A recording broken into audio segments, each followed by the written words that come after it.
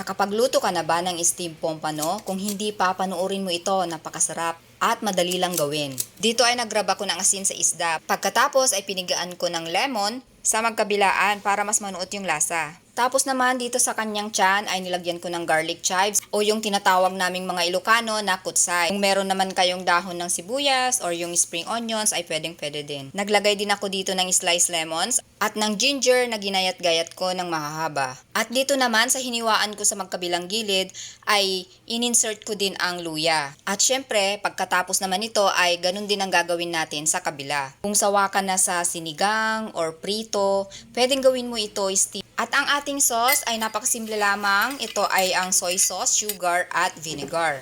Ngayon ay ready na tayong mag-steam. Nilagay ko na lamang ito sa aking steamer at steam natin ito for 15 to 20 minutes. At pagkatapos ma-steam ay magigisa na tayo ng sliced ginger at idagdag na din ang sauce mixture. Nag-add din ako dito ng fried garlic at saka ground pepper. At saka kaunting water, muntik ko na nga itong makalimutan. Pagkatapos kumulo ay okay na ito. At dito naman ay tinanggal ko yung palaman na inilagay ko sa loob ng isda. Pagkatapos ay binuhos ko na dito ang aking ginawang sauce. Napakasarap nito, try nyo din guys. Maraming salamat sa panonood!